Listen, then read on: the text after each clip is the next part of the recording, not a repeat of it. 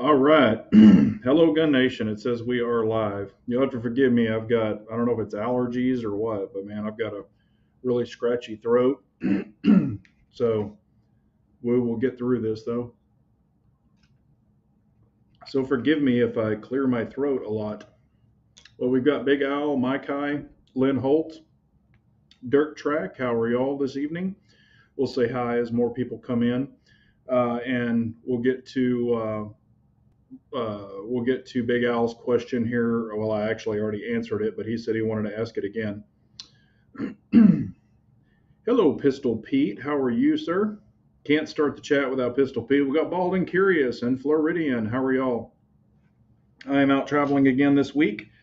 I was in uh, Shreveport, Louisiana, and kind of went up and a little bit past Shreveport this week, and now I am in Longview, Texas. So I'll be staying here for the night and then just working my way back home tomorrow. Hello, Big Al and Dennis Buckner. Yes, that's what I'm saying, Dennis. I am on the road again. Be a lot of that for a while. Next week, I will be going to West Texas. So I've got a bunch traveling to catch up on, a lot of customers to see, and build those relationships and stuff like that. So putting a ton of miles for a little while. Hello, Rich B. How are you? Big Al had a question that he had asked earlier, and the question was, do I run a red dot on my shotgun? And the answer is yes. I do run a red dot on my shotgun. The one that is in the thumbnail, that is my Mossberg 590A1. Love that shotgun. Had it for a long time. It does have orange furniture on it, which means less lethal. However, mine is more lethal. But I do run a Holosun 507C on there. And the reason I do is because, like for slugs, I can switch the reticle and I can use the 2 MOA if I want to. And then for birdshot, or excuse me, for buckshot, I can use the circle or the circle and the dot, whatever I choose to use. That one does have the 3 reticle option. My model had the pick rail already on it and the ghost ring sights, and this one does sit up above that on the pick rail, and I love it. I've shot it with the dot, had no issues. Um, slugs, it's not a big deal, whichever slugs you want to shoot. The buckshot, I do prefer 8, um, the number 8 over the number 9. I've said that numerous times because they stack them 2, 4, 6, 8. So they seem to have a tighter pattern. When you have the 9, you kind of can't stack, 2, 2, 2, and then 3. It just doesn't work right. So that third one always gets thrown in a crazy area. So I prefer the 8 round versus the 9. That's just a preference. For practice, I do have some 9 round, but for self-defense, I shoot the 8. But yes, I do like a red dot, pretty much like red dots on everything, unless it's a rifle. And then I use some LPVOs and some red dots with magnifiers, things like that. So definitely like the red dots on the shotguns.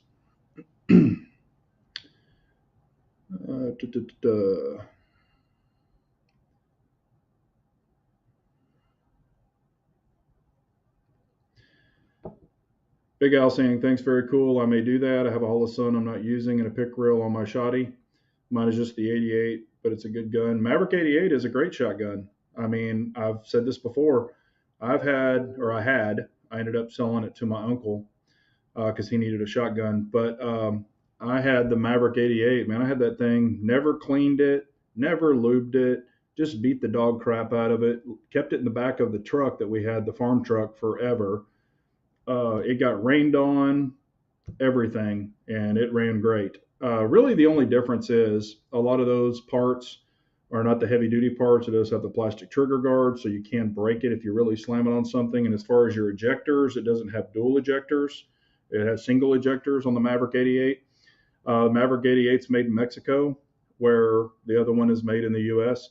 And it's just the 590 is just a heavy duty beast. I mean, it's heavy compared to the Maverick 88, but great guns. I love Mossberg. That's my favorite shotgun because, and I've said this before, I don't like the little push button safety because my hands are so damn big. I like the big ambi safety on the top. So that's one of the reasons. And I've had the 870, I've had all of those, but I just cannot use that stupid little safety. My fingers are just way too big. What's up, Red Menace? How are you? No tang safety on the Maverick. Yeah.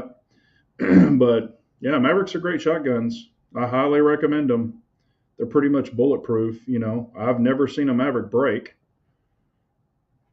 but anything from the 590 line is also good. You don't have to have a 590A1. But basically, I'm opening this up to questions. See if anybody has anything that they've been thinking about or anything that they want to ask. One thing I'll bring up here in just a second. I'll do it off camera. Let's see here. Dennis is asking, what do you think about Mossberg semi-automatic shotguns? I think they're great. I own two of them. Haven't had any problems with them. They are tricked out with the +9 tubes from Nordic. So each one of them will hold 15 rounds. I can ghost load a 15th round in both of them. I set them up exactly the same.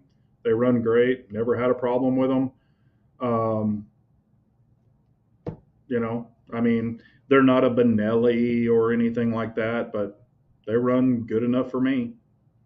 And look at the Jerry Michalik, the 940. I mean, that's a great shotgun.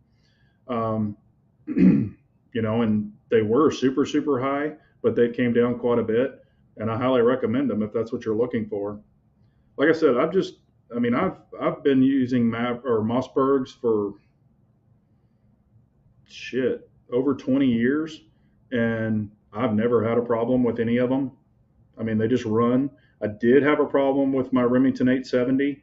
It wasn't anything major, but one of the extractors bent, or it just kind of bent on the side, so had to take it back apart and replace the part. But they sent me the part, and I just put it in there. Um, but it was just a mixed batch of shells. Some of them were low brass and high brass, and I just had them mixed in a bag, and I just started chunking them in there. So I don't know if it just messed up because it was getting low brass and high brass, but I've done that with my 590 and never had a problem. Or it could have just been a bad extractor from the get-go. Who knows? But they sent me a new one, no charge. I replaced it. It worked great. So I've shot Benellis. People have asked me if I've ever shot Benelli shotguns. Yes, I've shot Benelli shotguns. Great shotguns, no issues with them. And then I've been asked, why don't I have a pistol grip shotgun? And it's because I can't stand them. I do not like pistol grips on a shotgun. I call me old school, call me, I'm not a tactical Timmy, whatever you want to say. I just hate pistol grips on a shotgun. I just don't like them. Never have, probably never will. So, what's up, Tradbo Uncle Dan? How are you? I was just talking to Uncle Dan earlier. We were having a good little conversation. Big Al is saying getting the Ruger SR22 for the wife because of her problems with her wrist bones. Smith & Wesson Airlight 38 is causing her issues, and rather her shoot a 22 that she's comfortable than a 38 she's not all that on. Yeah, the Airlight 38 is not a joke to some people. It's got quite a bit of pop. It's a super light revolver. But 22, man, it's a lot of fun as long as you use very reliable ammo, like CCI and things like that. I mean, if you think about it, with a 38, if you really had to go to town on somebody, you might miss them altogether. But a 22, you're going to get them because there's no recoil. So if you dump, 8 or 10 rounds of 22 in somebody, that's not going to be a good day. And 22s are fun as heck.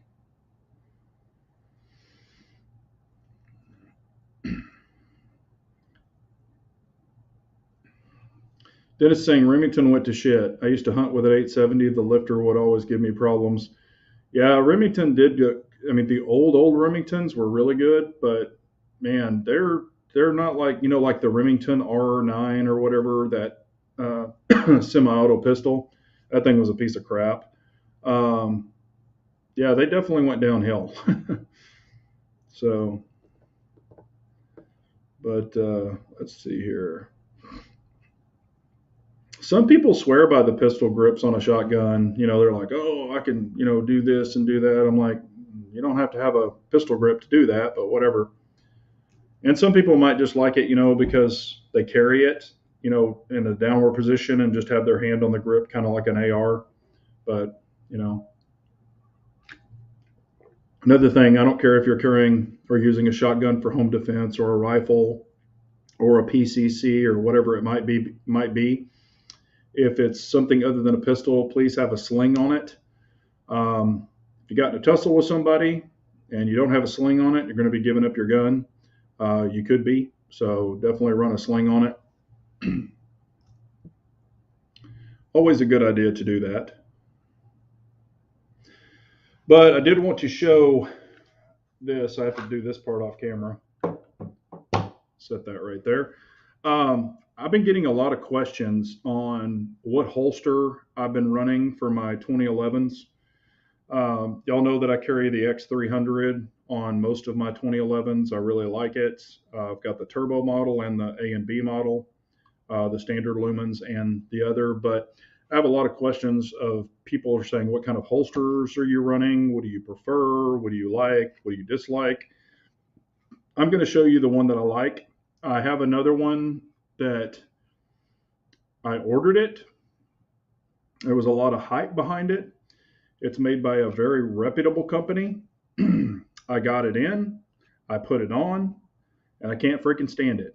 I even got it in orange, paid the upcharge for the custom color, the whole works. I can't stand it. And there's a reason that I can't stand it. It's because it's big, huge, wide, and bulky, and it doesn't need to be. And I'll show you the Tenacore Soul. This is for the 2011s. This will fit my P without the comp. This will fit my C2 with the comp. If I run my P in here with the comp sticks out just a little bit. I mean, just a tad. But this is the Tenacore Soul. It will handle the X300. I do put the 175 clip on it because I can't stand the 1.5 clip. So this is the DCC, the discrete carry concept clip. Kind of has a built-in wedge in the back. You can kind of see it a little bit. It's not a huge wedge, but it does help. But look how minimal this is. And this is with an X300 light. So your width is like the width of my finger, just this finger right here. You can see it. The other one that I'm talking about is like this freaking wide. I mean, it's all of this. So I carry appendix. So I'll carry this at the 12 o'clock. And if I have to go do number one or whatever, I'll lift the clip. I'll slide it over to the right thigh, take out my business, do my business, and then slide it back over so I don't ever have to take it off. The other one is so freaking wide, you can't do that. It's just, I don't know why they had to make it that wide. There's no reason when you've got this one that's total minimal and it works fantastic. I've got two of these. I have the 4-inch version and the 5-inch version, and they both work fantastic. So when I carry my Masterpiece Arms 4-inch without a comp, I'll carry the 4-inch in it. And then when I have the comps, I'll carry the 5-inch version. But they're both the same. These holsters are like $119. They only come in black. They do come with the DCC clips, but they come with the 1.5, and I don't like the 1.5. I've talked about that in the past and why. It does come with 3 different wedges, or claws, I'm sorry, so you can get the low, the medium, and the high. I do run the highs. So when you run your belt through here, and you don't even have to run 2 clips, you see I'm running 1 clip, but you'll run this through there, and if you use the high wedge, it'll actually pull it in so your grip goes back into your body. And with the wedge here, their little kind of built-in wedge, it keeps the gun into your body versus poking out. But I really love these holsters. Great holsters. You'll see that I've got videos on multiple 2011 holsters, but by far this is probably my favorite. So we'll put this bad boy back in here. But if you're interested, I don't have a discount code. I don't make any money off that. but I do think that that is a great holster. But let's catch back up with the comments. Sorry. Hello, William Bader. How are you? David Wilcott. Let's see here. Dirt Track is asking, Big J, did you buy the Staccato John Wick box set for $20,000? Hell no, I didn't. Nope, I did not. Hello, Brian. How are you, sir? Reloading from the hot pot. Rock Chalk. What is the name of that holster company? It's called Tenacor. Tenacor. And it's called the Solus or Souls. And it's for the Staccato slash double stack 2011s. The Beretta 10 millimeter. Yeah, Brian, you and I both need to talk. Not in a good mood. Uncle Sam wasn't good to me this tax season. I wish they would cut spending so damn much money on other countries or illegals coming into this country. I agree with that, sir. I agree with that, and I have said that. Yeah, we take care of everyone else. No one takes care of us. So I've said that numerous times. Floridian, these holsters run like 119. And I'll give you another little tip for anybody that's interested. If you order the X300 version, say you have X300s and you have Streamlight TLR7As, they will fit, your TLR7A will fit in your X300 holster. So this is big and round. I've put my 7A on my Staccato, ran it right down in there. It fits fine. Now you don't get the hardcore retention lockup that you will for the X300. However, if you just need it to fit both lights, if that's what you want, it will do that. As far as maximum retention, they make one for the 7A and they make one for the 300X or the X300. However, the 7A will fit in this one if you want to run your 7A sometimes. So did want to bring that to your attention in case someone is curious.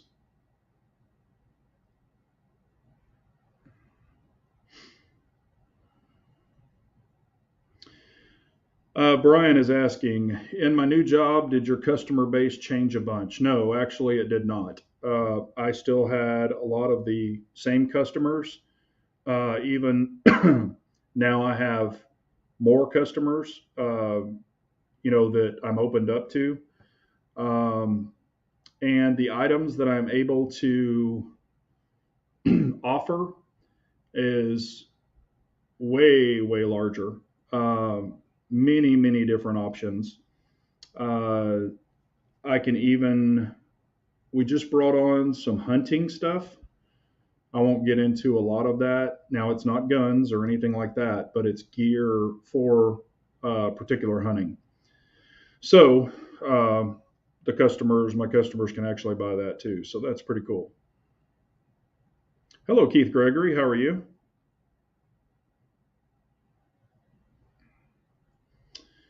What CZ gun would be comparable in size for carry to a Glock 43X?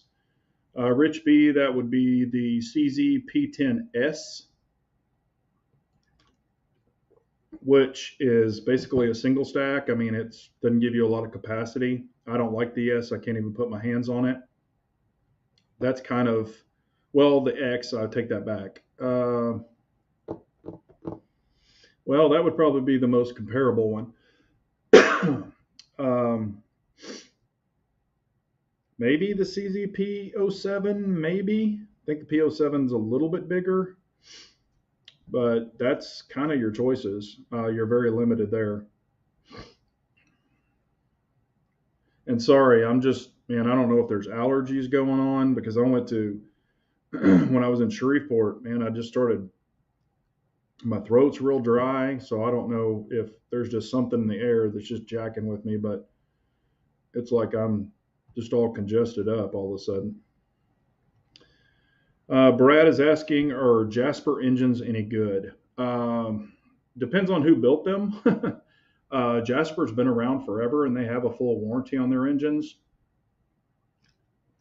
They are built by humans, of course, like a lot of them are. So you can have a bad ring here and there, but they do have a full warranty on them. So, you know, um, I wouldn't be afraid to get one. I really wouldn't. I would rather have a Jasper engine than some used one out of a junkyard that's been sitting for a long time with no oil going through it that could have corrosion inside. Um, but, I mean, anything can fail that's mechanical. We all know that. Guns, cars, anything. But Jasper engines are pretty legit. They've been around forever.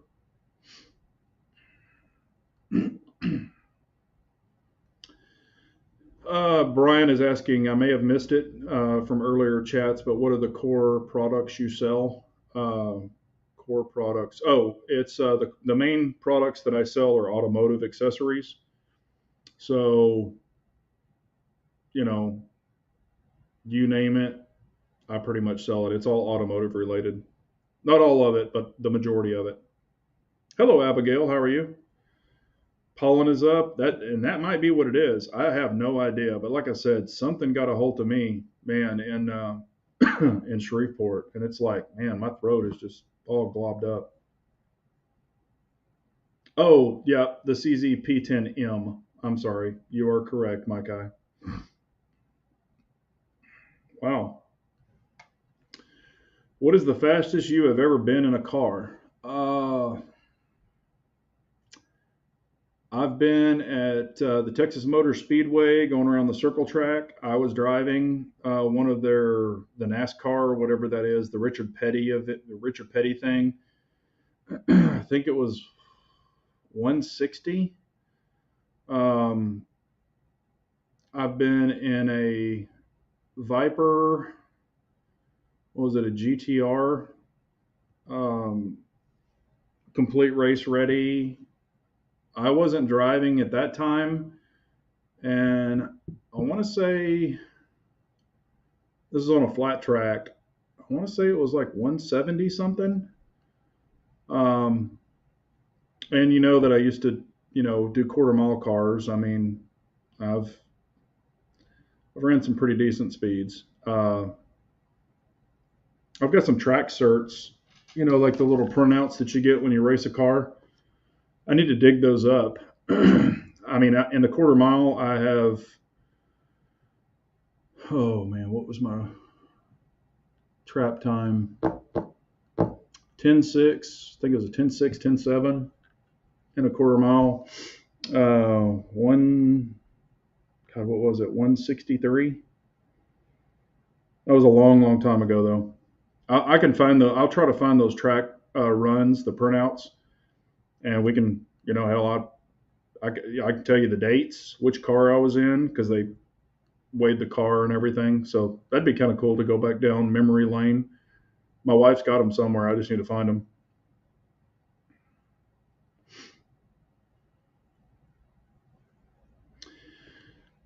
Rock is saying, I'm a smaller guy, been carrying M&P shield for years, want to start carrying a compact gun such. How do people do it? Is it the holster or belt? It's both. If you have a good belt, good gun belt, that distributes the weight evenly, and you have a good holster, um, the belt and the holster will help you support the weight correctly. If you have like I'm going to take this comment off, but if you have like the saggy dress belt, you're going to get droop, and that's when it becomes uncomfortable. But when you ratchet up a belt or crank up a belt on you and your gun's right there and you've got a great holster, it doesn't move.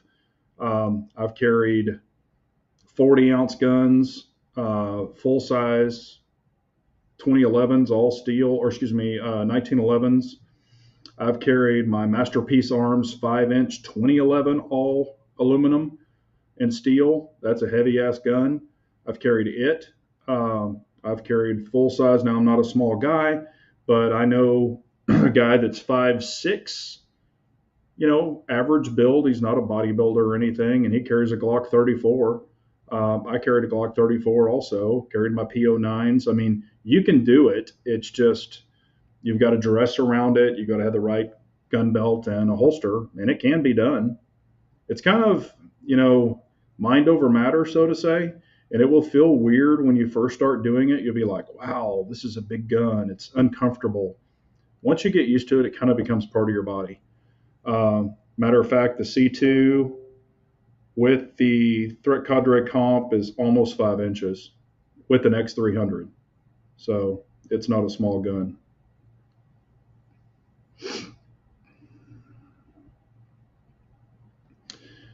What is better, Ballistol or Lucas Oil? They're both great. I have both of them. I tend to use the Lucas Oil a lot more, just because and I'll be honest with you, because it's in the needle applicator. It's just more convenient. And I will say this: when you're shooting a lot and you're shooting high round counts, it will keep the gun lubricated longer. Um, that's just my opinion. The heat doesn't take it off as quick as possible. I'm not saying the ballistol is not protecting the gun, but the Lucas does stay on the gun longer, in my opinion.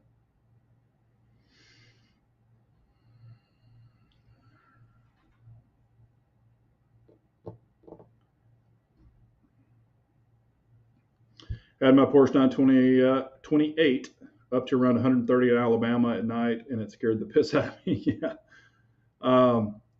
It's that's what's crazy. If you're accelerating like on a highway or a really long run, you'll be at 70 or 60, and then you'll punch it and you'll start going, 70, 80, 90, 100, 130, 140. You're gradually uh, extending that. But when you're at a dead stop and you've got your transmission brake on, and you're revving it, and you're cranking it up, and all of a sudden you release that tram brake and it just launches. The G's is what just rips you back. That's why I use the 5 point harness, and you've got the neck. Your head's locked in there. The G's are what will get you if you're not careful. People can just instantly black out. It can happen. It never happened to me, but I've seen it happen to people. They just black out and then let go of the steering wheel and pop the wall. Not that it's super common, but it can happen. So as you start going faster on normal acceleration or even rapid acceleration, that's not a big deal on the highway. It's in the quarter mile or that launch is what, you're going from like 0 to 100 like that. That's what's crazy. And I've been in some fast Teslas. I was in a Tesla Plaid, which was just insane because it was like 0 to like 120. I mean, it was like, I want to say it was like 4 or 5 seconds. I mean, it was just bam. I mean, it's so freaking fast. But that's the thing about electric. You don't have that gradual acceleration. It's just, like flipping a light switch. It's just no power to full power.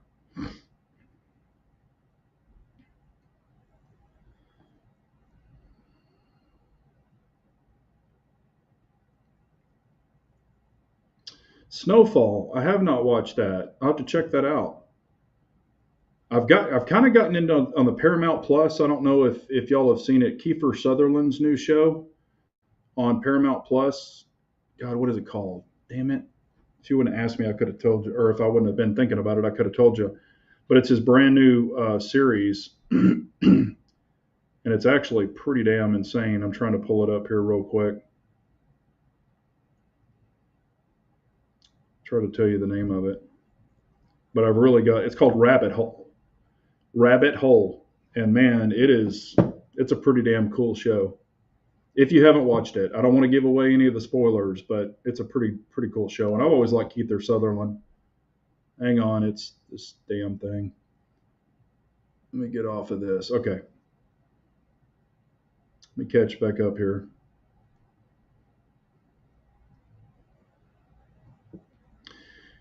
Yeah, and that's the thing about electric cars, Pistol Pete. Electric cars will smoke those times I used to run.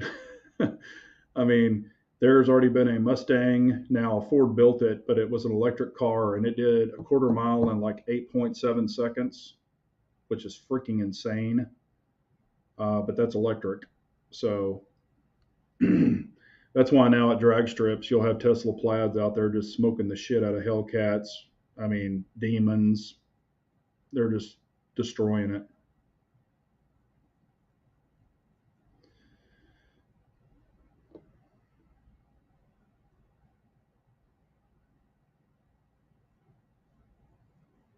Let's see here. I travel weekly, Floridian saying I travel weekly as well on person and one in car. Concerned more these days about leaving one in the car at hotels with all the jacking going on. I don't ever leave a gun in the car, never ever. Um, it's one thing I never do.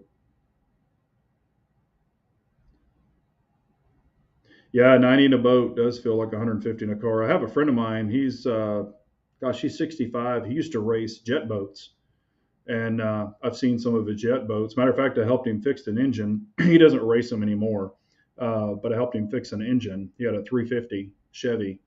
He's been a friend of mine for shit 15 years. He had a blown Chevy 350 in one of his boats, and he needed some work done on it, so I helped him fix it. That was like 6 years ago. But yeah, he's throwing up some crazy times in a boat.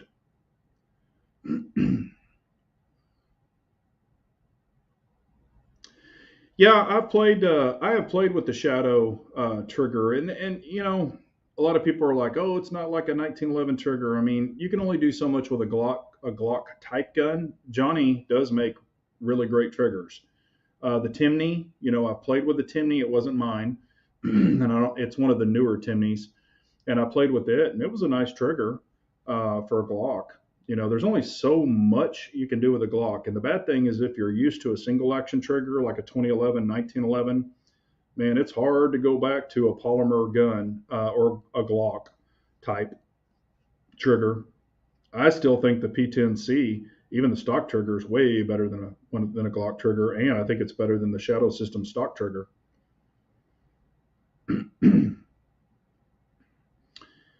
What's crazy is I used to know some guys that used to race drag bikes. Back when I did the quarter mile racing, they used to run the drag motorcycles, and those things are insane. I mean, they were on freaking two wheels going 200 miles an hour on a freaking motorcycle.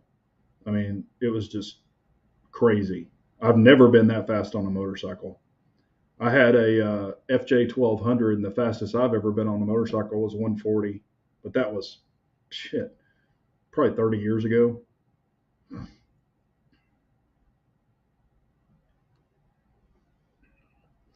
Yeah, 350. Abigail, the 350 is a legit engine. I mean, there you can pull so much horsepower out of a 350. They're inexpensive to work on, inexpensive to buy. You can get some crated 350s to like 368 strokers, things like that. I mean, 350 is a great engine.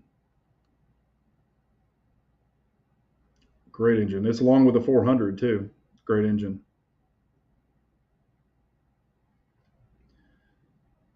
Yeah, jet boats. We went to Florida one time, and it wasn't our boat. We rented or not rented.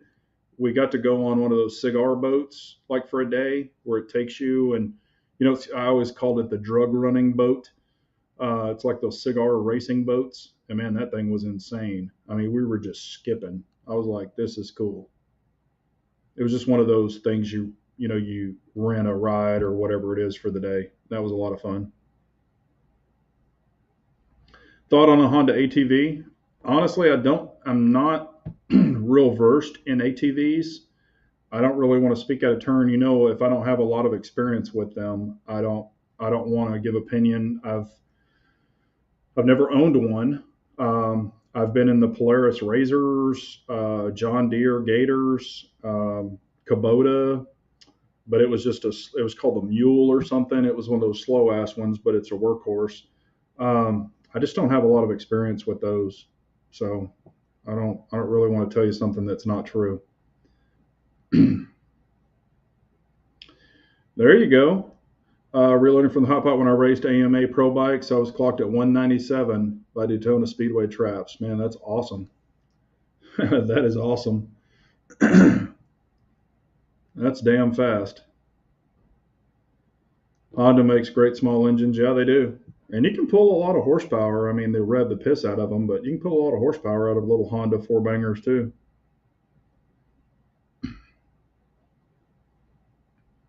Yeah, I saw Alabama Arsenal. He bought a new hybrid. bike or electric mountain bike. He bought one, and it looked kind of cool. He's going to take it for hunting. If y'all want to watch his video, it's Alabama Arsenal. It's a pretty cool looking electric bike. Yeah, a blink of an eye is no lie there. That's fast.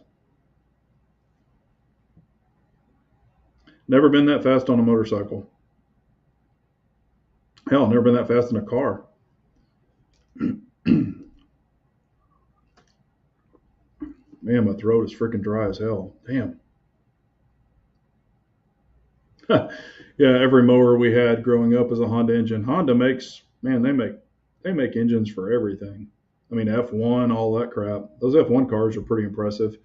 That's something I've gotten into in like the past 2 years is F1. I think it's pretty badass. Used to be into NASCAR way back in the day, and of course NHRA way back in the day. But now I'm kind of getting into F1. I think it's pretty cool. Oh man, whew. Fuel injectors all day long. Uh, David, I mean carburetors are great. You know, I've ran 750s, 850s, double pumpers. You know, quadrajets way back in the day. I used to work on a bunch of those. The thing about carburetors is tuning them. You know, you're dealing with distributors and jetting them. It's just a pain in the ass. You know, you can pull a fuel rail. I can pull a whole intake and a fuel rail with 8 injectors. I can pull it off a car in hell 20 minutes on most cars, if not shorter. I've even pulled complete rails off cars in 10, 15 minutes. Um, Fuel injectors, you're not dealing with ambient temperature, humidity, all this other bullshit you used to have to do with carburetors if you want them to run peak. You know, it was getting to the racetrack, adjusting them, turning your distributor, you know, tweaking your carburetor. It was doing all that kind of shit before you ran that. And injectors, you don't do it. Matter of fact, started getting into magnetos. Um, it's just fuel injectors are always there. Plus, there's no pumping of the gas pump, or gas pedal. You don't have to prime them. They're always primed as long as your fuel baffle or your fuel pump baffle is not bad and it's bled back. But I mean, fuel injectors they work so much better. Like when I used to go and I'd race in Denver, I'd tow the cars to Denver and race there Mile High and all that shit. That's a nightmare to deal with. The elevation, it's just fuel injectors changed the game. I mean, it did.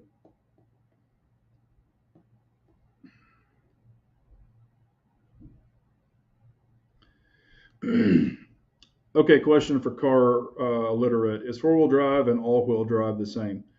Four-wheel drive is you can change it when you want it. You can go from two-wheel to four-wheel, neutral, if you have to tow it, things like that. And then all-wheel drive, you just have four wheels all the time, no matter what. Now, with ABS and stuff, you can have, like the left side turning more than the right side. Um, Four wheel is more for on demand, the way that you want it or need it. All wheel is just all the way, all the time. Uh, All wheel drive is dominant for a lot of performance cars too because it helps with your handling.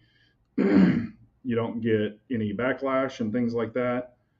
Um, Also, you're going to get more torque with a four wheel drive unit. Um, Usually, it produces torque differently, where all wheel drive can change the torque as it needs it. It will provide more to the rear, more to the left, more to the front. It's more computer controlled, so to say, where the four wheel drive is more on demand and how you want to use it.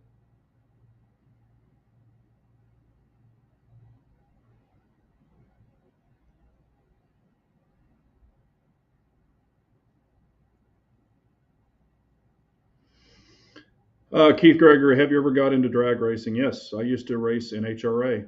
I mean, not well, I was joined the NR or NHRA, of course, and I raced and had to make sure my car was NHRA legal. But yes, I used to race quarter mile. Pro Street, Eliminator. What was the other one? Pro Mod. At one time, I had 3 cars. Then I got down to 2 cars. That's a very expensive hobby. Very expensive. You always broke something. Blowers, transmissions, rear ends. It is not a cheap hobby. Even had some sponsors back in the day, but not full sponsorship like the big boys have. Not like Castrol and all that kind of shit.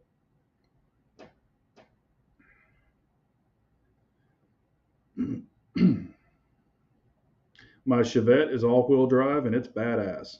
Heck yeah. I mean, like if you've ever been in an all-wheel drive Porsche or something like that, and I mean, man, you go into a corner at full speed or you're really wrapping it out, it's crazy how those cars can handle with being all-wheel drive. Um, I mean, the onboarding of that car, so you don't have the dip. I mean, those things just flow into the corner. You can do a heavy, heavy acceleration into corners all the way through the corner. That's how well they handle. A lot of the all-wheel drives will. You're not drifting around a corner like with some cars. And a lot of people overcorrect, and that's how they crash cars. That's what I always said. Most of the people who always bought the SRT Chargers, the Hellcats, the Demons, and all that, within about the first 1,000 miles, they crashed into a curb because 90% of those people don't know how to drive those cars. Like you'll be going into a turn and they'll overcorrect and then shoot the back end out, smash into a curb or jump a curb, take out the transmission, take out the rear end, take out all the rims, and blow the tires. I mean, not saying everybody's a professional driver because we're not, but they just buy these cars and think they can handle that horsepower, and a lot of them can't. So you'll see brand new cars at the damn scrap yards because they're totaled. But let's see here. Oh, and it was weird this morning. I did that video on cleaning the throttle bodies and stuff like that. Man, you should have seen some of the comments I had. People were like, "Oh, you're going to damage your intake. You don't ever do that. You're going to have an intake leak." And I was like, "How the hell am I going to have an intake leak?" I'm like, "Can you explain your comment?" Actually, y'all can go and read some of those comments. And I'm like, "Can you explain your comment how I'm going to damage the intake and have an intake leak?" And nobody could. They just started saying all this shit, but nobody could give me a correct comment. So it's funny. And some guy goes, "I can't believe you were manually pushing that with your finger. It was giving me," what did he say? "It was giving me anxiety or something." And I replied back, "I'm glad that I could build up your anxiety tolerance." Um, it's just funny when you see, people make comments like that. But they have nothing to back it up with. It's just they think you can't touch that stuff because maybe they've never touched it. But you got to get dirty sometimes. That's the fun of it. And when you clean the throttle body, you'll know. People ask me why I did it. You'll usually have a better throttle response. Just getting that gunk out of there because your inlet will open up. It lets it breathe, gets the gunk out of there. um, Cleaning the K&N air filter. I think even Bald asked me about that. What's the advantage of a K&N air filter? The main advantage of is it's washable, so you don't have to buy paper element filters. Also, with some of the cheaper paper elements, if you're running a lot of horsepower, and my truck is not stock and my wife's car is not stock, so if you're running more horsepower, it actually, as your filter breaks down, it can actually break it apart, and then it can throw it into the inlet. So you know, the washable ones have this steel wire through it, so they last a lot longer. It does allow for better airflow, better throttle response, and to say it gives you more horsepower. K&N will say, "Oh, you'll get 12% more horsepower." I call bullshit on that. You might get a little bit, maybe 1 horsepower. It's not 12. So don't buy that. Don't fall into that bull crap. But I notice it more on the throttle response and the air being allowed into the engine.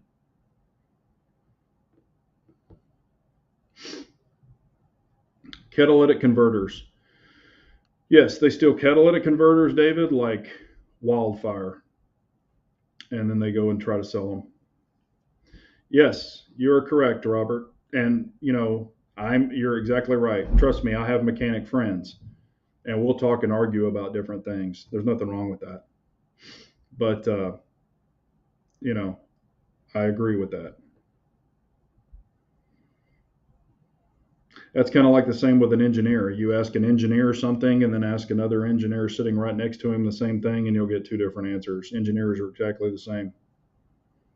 And then they'll start arguing amongst themselves of why they're right and the other one's wrong. And sometimes the same with technicians. And that's great. I like when people have differing opinions. And I wasn't being rude to the person when they said that. I was just like, explain your comment. I really want to find out where you're going here. And, he couldn't explain.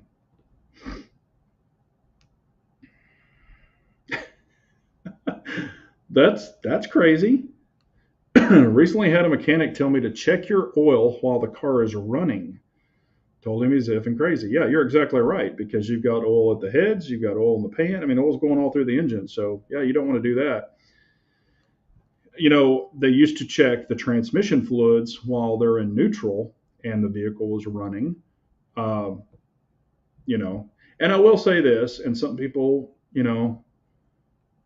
don't really like it, but I will say this.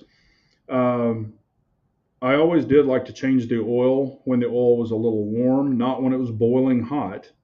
You don't want to drain the oil out of an engine that's boiling hot, but I did like to kind of bring it up to about mid, not like a quarter temperature, just to get a little warm and thin out the viscosity. So you will get a lot more of the oil out of the engine. Thicker oil when it's cold, it does not flow as well. And another tip, if you will take the drain cap off where you add the oil and you'll pull the drain plug and take the cap off, it'll actually flow out quicker. I've seen so many people leave the cap on, then pull the drain plug and go, man, it's flowing really, really slow. Well, yeah, you've created a vacuum. So take your cap off and it'll push it out quicker. But, yeah, I've heard it all. I've heard it and seen it all. I mean, I've even had people come in and say, "Oh, I was trying to pull the airbag and blah blah blah," and I'm like, "Did you disconnect the battery?" And they're like, "Well, no, I didn't know I needed to." And you're like, "You're trying to pull an airbag with the battery connected?" I'm like, "Yeah, take anytime you're pulling a BCM, a body control module, a power control module, any of those kind of modules and computers or airbags, always disconnect the damn battery. Even when you're pulling a fuel pump, you still want to disconnect the battery." But it's amazing. People always leave the damn batteries connected. And then they wonder why shit catches on fire or you blow an airbag.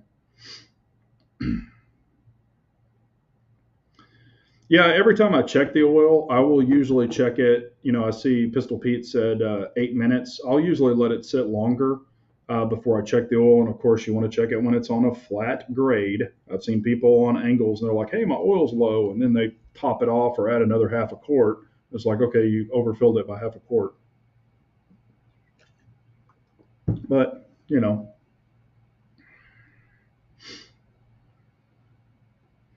yeah, Toyotas do last. I mean, they'll run. I had, what was it, an 87 Toyota 4Runner. I think it was an 87. But you could take the top off the back. It was the two door, and you could take the had the removable. I want to say it was an 87, but it had the 22R 4 speed in it. Man, that thing had like 200, and I just bought it as a little play toy. I think it had like 187,000 miles or something on it. Hell, the AC blew cold as hell. Didn't even leak oil. I did a couple little tweak things to it, but I sold that thing and made money on it.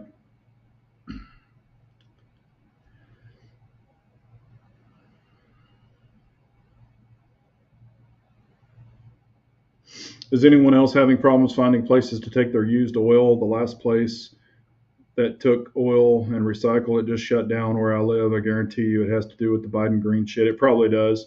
A lot of the auto parts stores will take it, but they'll only take it in the bottles. Like they won't let you just bring in the big 5 or 7 gallon jug. They'll take it in the separate little bottles. A lot of the auto parts stores still will here in Texas. Not every one of them, but some of them will.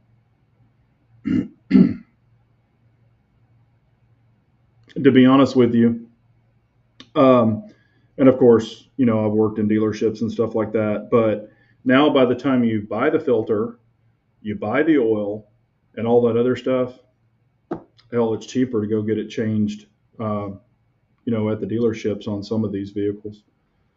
And that's one thing. I only run factory oil filters because of the poppet valves. I do not buy Frams. I do not buy STPs, any of the aftermarket oil filters. I will only run a factory oil filter. I don't care what vehicle it is because of the poppet valves.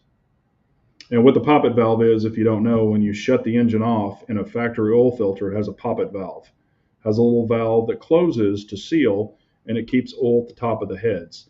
All your aftermarket filters do not have the poppet valve.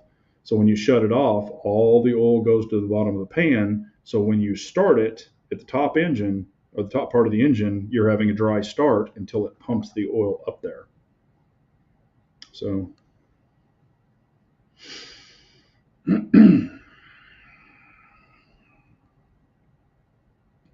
no, electric vehicles do not use oil or grease. I mean, if you're a lot of them are sealed units, like for the bearings and things like that. But no, there's no maintenance on them. Taylor is asking, you shoot a lot. When you shoot, what ammunition do you like to use, and do I reload? I do not reload, Taylor. I shoot 115, 124, 147, mostly 115 and 124 for 9 millimeter. I do not reload. I have tons and tons and tons and tons of ammo. I loaded up way back in the day when I told everybody to load up. And I'll shoot Federal, Blazer, American Eagle. My least favorite is Winchester White Box. It's very smoky. Um, I think they use a really cheap powder. Um, I don't really have a favorite. I just shoot what works. Blinker fluid. Yeah, you got to have the blinker fluid.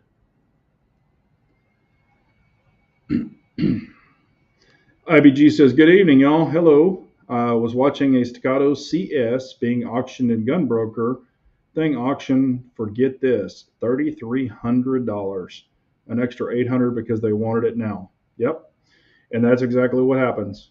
If you want to sell something for a hot gun, throw it on Gunbroker, and think about all the SIGs that they've done that too. I mean, that's what people do. I used to get under and change the oil, and back when you would grease all the fittings, the grease joints, which no normal vehicle has that shit anymore. Um, but now it's really, because I trust the people. I take it to a certain place. It's a dealership, so I know the people. And hell, if I wanted to go back there and do it while it's up in the air, I could do it, but it would let me. But it's just cheaper. And also, if you get it done at the dealership, if something blows up or whatever, they're going to warranty it. So that's the way I look at it. Thinking ahead, what are favorite 45 self-defense ammo? 45 self-defense, I love HST. 230 grains of hate is what I say. I like HST. I like Lehigh Defense. Spear Gold Dots. I even have some SIG V Crown. I don't really care for it as much. The HSTs are very, very consistent. Seem to open up every time when I shot the pig heads with it, the frozen pig heads. And the Lehigh Defense. I mean, Lehigh Defense and HSTs have always done very well for me. I don't shoot that many that much Lehigh Defense anymore. I used to shoot it a lot back in the day. Big J, how many miles do you think these electric cars will last? Depending on the batteries and how great the batteries are, probably get 100,000 miles out of them, if not more, as long as you don't hit anything. I've seen a lot of battery trays being struck because the batteries are in the bottom on the ground. So anything road debris that hits the bottom, it's going to puncture the batteries. And you usually don't change out one battery or two batteries or one battery pack. You have to change the whole plate out. So you're talking 20 grand for some of those battery packs. So they're not cheap. Um, there's just a lot of there's a lot of not great things when they're talking about carbon footprints. You're dealing with lithium. I mean, there's just a lot of shit. Um, you know, they should get 100,000 miles out of them, if not more. But anything can happen.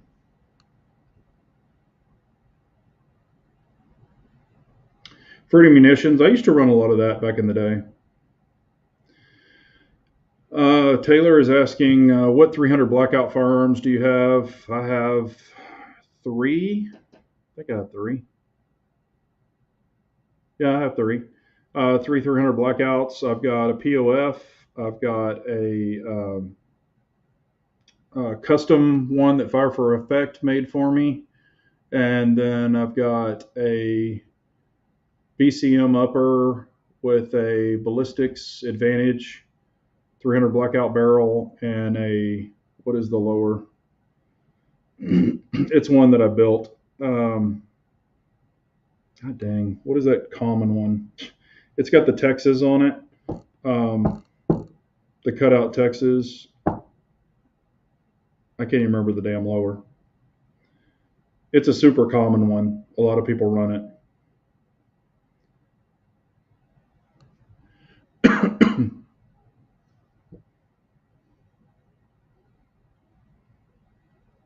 Yeah, Taylor, the 322 still doing great. I did a video where I put the bore scope in it. Still looks really good inside. Still running great. No problems with it. And I've got a ton of rounds through that thing. I don't have my notebook here with me, but I know it's way over five. It's way over 5,000 or 6,000 rounds through that gun.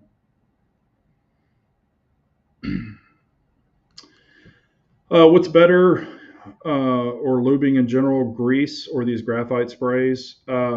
Sometimes you have to be concerned with grease. Grease has been around forever, and it works. The only thing about grease is it can, like with sand and dust, it can actually stick to it, where the graphite sprays don't. I still prefer grease, but I'm an old school guy because I can always wipe off the gunk, even the sand and everything, clean it off with carburetor cleaner, let it dry, and then I can go back and re-grease the whole thing with, grease. So I'm a grease guy, but they both work. I think the grease is better for moisture. If you're into anytime you're taking anything electrical apart, like an electrical connector for like a mirror or whatever, like I just worked on my daughter's Mercedes to take her mirror off because she hit it on a garage, and it's a $1,400 mirror. Anyway, ordered a new mirror.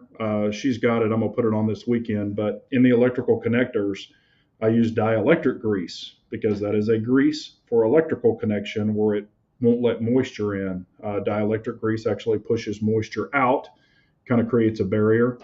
So on electrical, always use dielectric grease.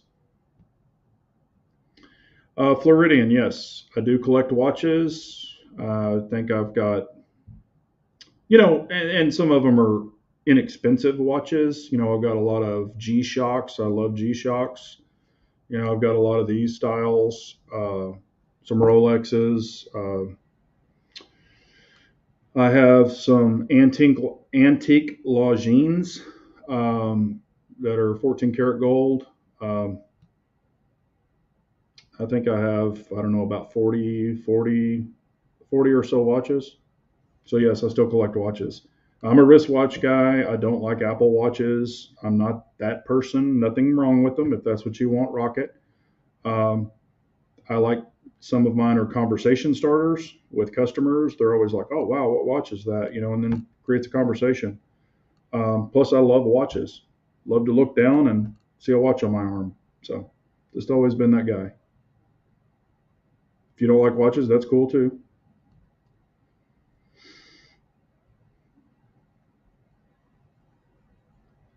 Damn.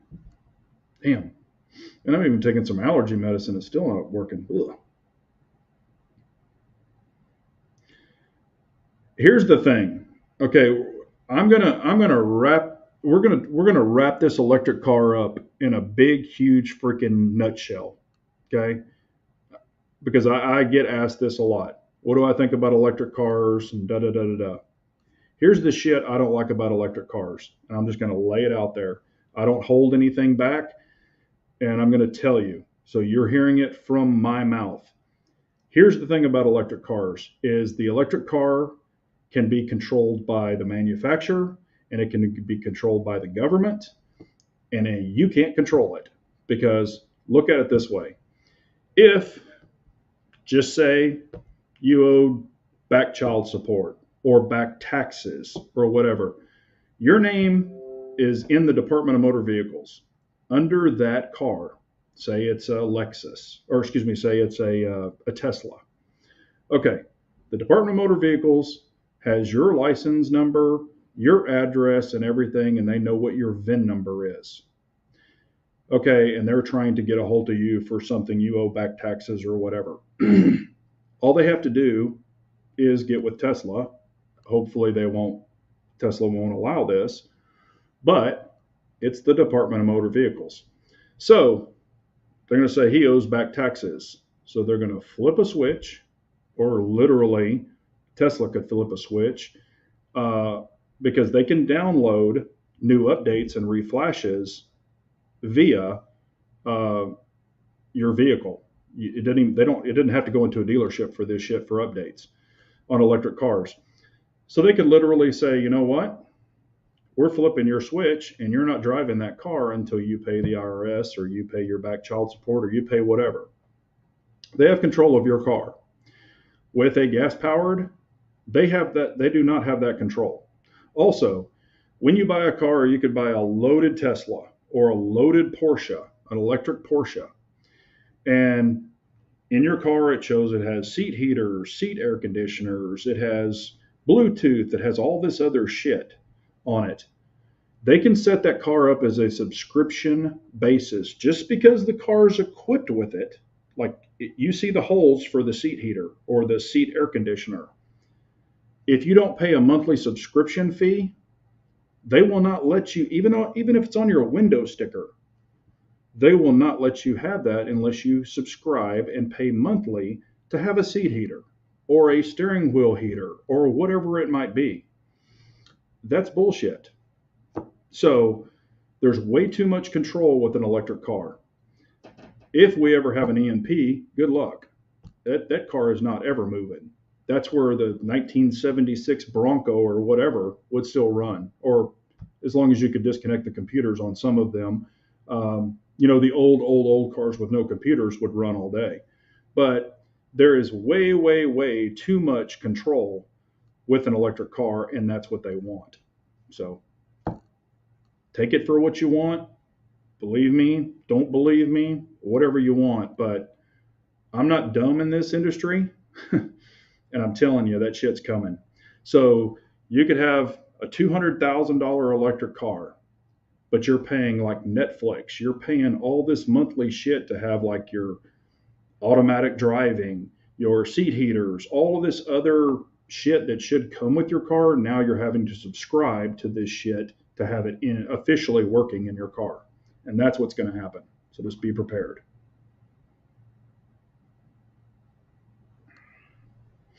Not to mention they don't have the infrastructure. I've already talked about that, and they probably won't forever.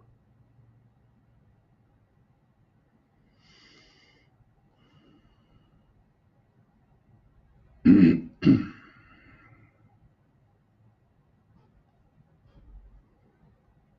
on, I'm trying to catch up.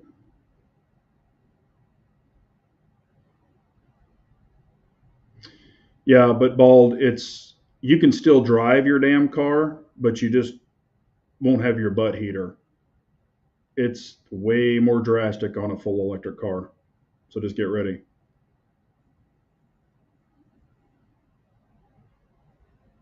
Yeah. And I mean, they could even, like, if you have a warrant for your arrest, hell, you could be in an electric car and they drive you to the damn police department. So, yeah, the automatic repo, they've talked about that for years. That is correct, Lynn. You're exactly right. I've even talked about that in other chats. Some of the electric cars are 3 times heavier, especially when you get into the big sport utilities like the Hummer, the new electric Hummer. That thing is a freaking beast. If it had to stop and couldn't stop, it would literally run over multiple cars. I mean, that thing is a monster. I can't remember what the weight is on it. You can look it up, but that thing is insane how heavy it is.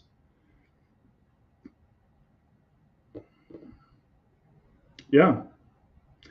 And they want to push all these electric cars, but what is the biggest source of power? Coal.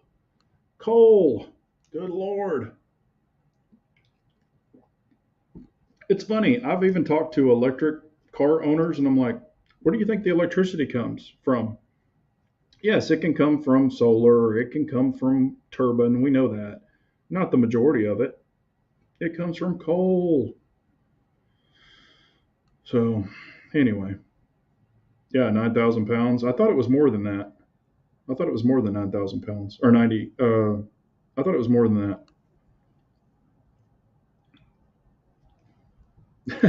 1973 Chrysler 300. Oh, speaking of that, I saw a K5 Blazer, man, the other day. It was like, I guess it was Monday. I saw a K5 Blazer that I would love to have. It was pretty awesome. Guy had restored it, more tricked it out. It wasn't stock, but it was really cool. US 80% coal powered. Yeah, yeah. There's no magic bush that you just plug this thing into, like a lot of the electric car owners think. And if they find out where all the battery crap and all this other stuff is mined from,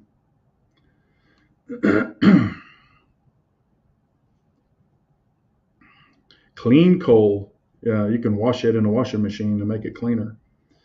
All right, well, let's jump off. Yeah, Buick Grand National. That's an awesome car, man. I love those. I went to high school with a guy that got the very first. His dad worked for Buick, and he got the very first GNX off the line. And I don't know if he listens to the chat, but his name was Monty McCraney. And man, I was just in high school. I was like, holy crap, I want that car. It was so badass. I would love to have a Grand National now. If you find one, they're either crapped out or they want $1 million for them. So, all right. Well, it's 8:07. If y'all don't have anything really, I'll stay on for a couple more minutes. But if y'all don't have anything else, we will shut this down because I don't want to interfere into Chris's chat. Dad drove a 65 300 years ago and got pulled over going 100 miles an hour in Mayport. Yeah. I mean, those old, I remember the Cadillacs with the 503s, man. Those things would run like, they were like tanks, but they'd run like 120 miles an hour before they had limiters on them. Those things were beast. A buddy of mine had he got it as a joke. I think I've told this story or similar to it, but it was a Hearst. It was an old Cadillac, or not a Hearst. Yeah, it was a Hearst. Like a funeral home car, but it was a Cadillac. Thing had a 503 in it, and in the back, he didn't carry a coffin in the back, but he had a mattress back there, and he had a sticker on the back that said, "Don't laugh, your daughter could be in here." And his mom made him blinds or knitted him, these little drape things for the back. It was hilarious. And his grandfather bought it at a junkyard for $500 for him, and he drove it to school every day. That thing was hilarious. Yeah, we had those sleepers. Those sleepers, a lot of those things, man, were fast back in the day. I remember the G bodies, which is a Grand National body with the T types and stuff. The Cutlasses, man, those things were the G body shuffle. They would fly. '07 Acuras, yeah. TIs. Little Fast and the Furious cars on some of those, man, they would scoot. They messed it all up when they put those fart can mufflers on them. You know, man, those things were bad. So, all right, everyone, you'll have a great night. Chris's channel is Chris from the 740. So you can go over there and check that out. He's a good guy. But I appreciate everyone being on here and making this fun. Hope you all enjoyed it, and we will do it again next Wednesday. But y'all be safe out there, love one another, and remember, an unarmed nation's a very weak nation. So we all got to carry on. Take care, everyone. Have a great night.